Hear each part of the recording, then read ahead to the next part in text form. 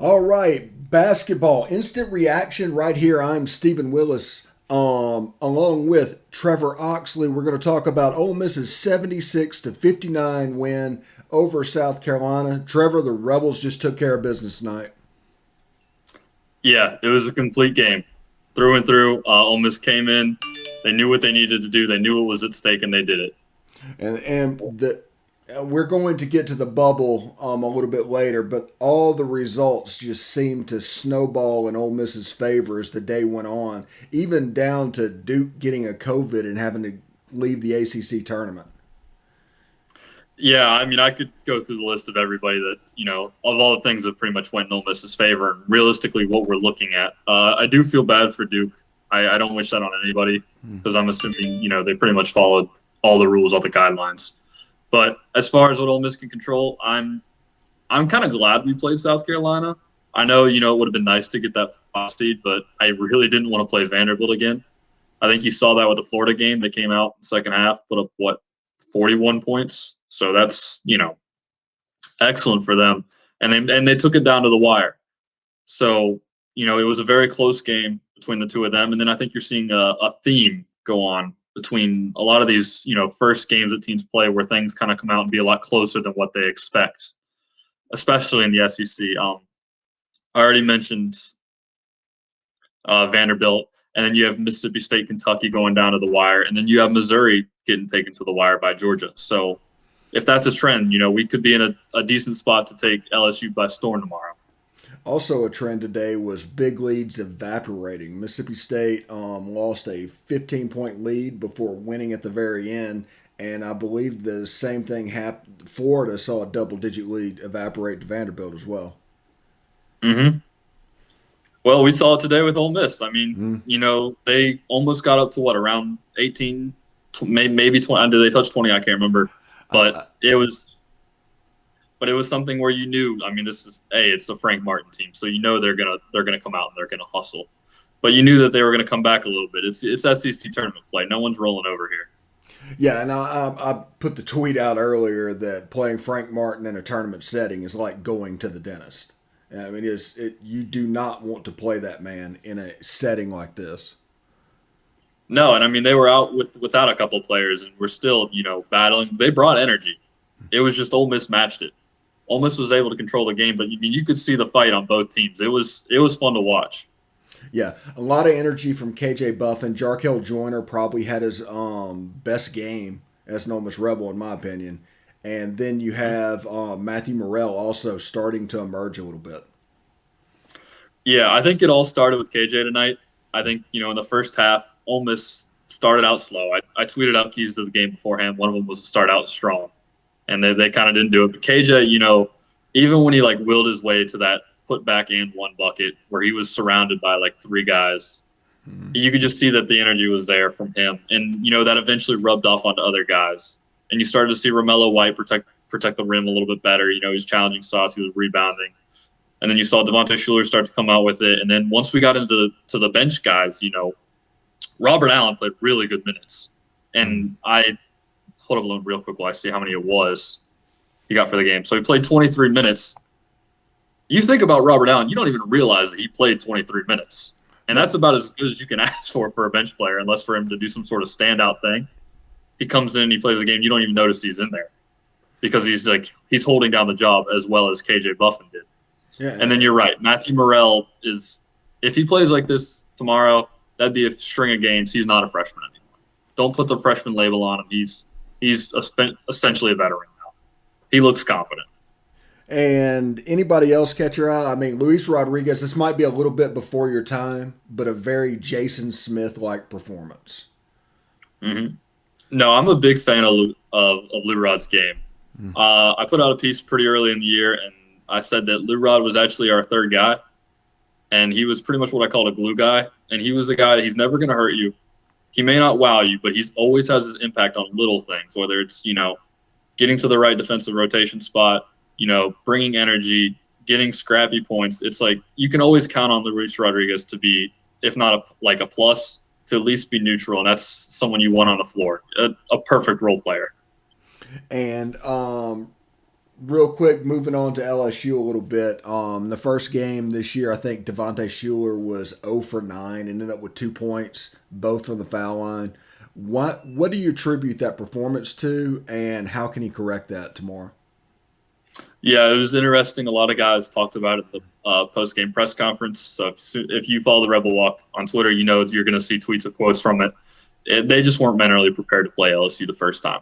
First time around, it was a COVID game, so they were scheduled to play South Carolina. That got canceled, and then LSU also had the date off, so they brought them in. And I'm assuming that this was just kind of you were practicing for South Carolina. Then they had a 48-hour turnaround to switch things up for LSU. They came in and they lost the game. LSU didn't really do anything spectacular. Kane Thomas got hurt, so they were down a player.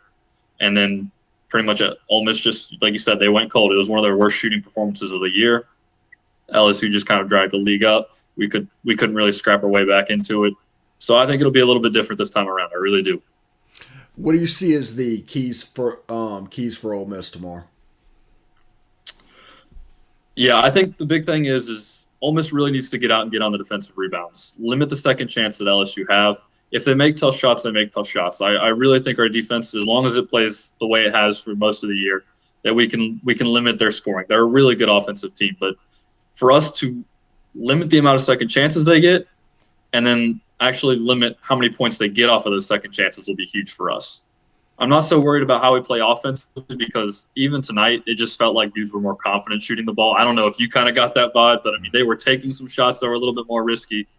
They were, especially Romello White. There were a couple of shots that he had today that I was like, okay. It was a little bit different. I was used to him hitting that, mid-range pick and pop. But for him to, maybe take that one dribble and he had that floater with the right hand that was in the second half, I was like, that was kind of a little bit more interesting. That was a little bit out of it. So when you see the guys playing confidently, I feel like that'll translate to the next game. So for me, it's rebounding defensively and limiting LSU's chances. Okay. And on the bubble for tomorrow, before we get back together for the reaction show tomorrow night, what on the bubble are people rooting for? Yeah, there's not a lot going on for the rest of the night. But I will mention the Colorado State is playing Fresno State right now. That's the Mountain West tourney game. And the Mountain West is 3 teams that are currently above us. Boise lost today to Nevada, so their chances are pretty much done. Now, whether they do something like Xavier or St. Louis is trying to do and schedule another game to try and boost that resume last minute, I don't know.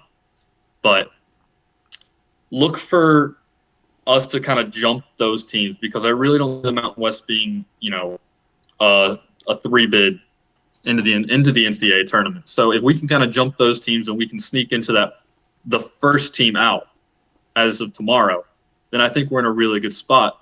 And then if, Colorado State loses to Fresno State, that has the impact on Utah State, who won earlier. So as those two are scheduled to, play each other, that means Utah State, might get into the finals of their bracket a little bit easier. But the game that they have to play isn't as good, so it's not going to affect their net rating as much. So we also want to, kill 2 birds with 1 stone there. And then they play San Diego State in the conference championship, which, who knows how that'll go, how that'll turn out. So that's kind of the one you're looking for. So if you're up late, you need something to watch, you're going to want to watch Colorado State, Fresno State. As far as other teams on the bubble, we alluded to it earlier, Duke's pretty much out. It's tough break. It is what it is. There's not really a whole lot else I can really talk about it. It sucks for them. Seton Hall beat St. John's, so St. John's kind of had a pretty high rise after that they actually played not too long ago, and it came down kind of to the wire. So Seton Hall pretty much has to win or get really close to the finals of their bracket. And then Louisville lost, Syracuse lost, which Syracuse is kind of iffy. They're the real wait and see team, so they're hoping we would lose and a couple other teams would lose.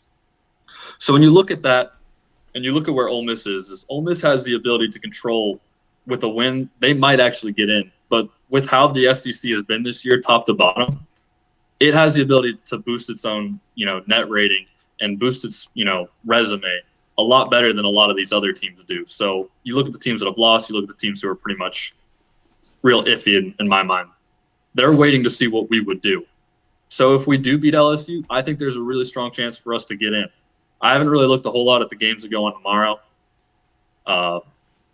Just haven't gotten to it yet, but there may not be a whole lot when it comes to the bubble. Well, also the Mississippi State game. If you are been Yes, rooting against Mississippi yes. State, they were 78th in the net coming into this game. Hmm. This should move them below 75 and make our win in Starkville a quad one Yeah, and take away a quad three loss. yeah. No, that is huge for us.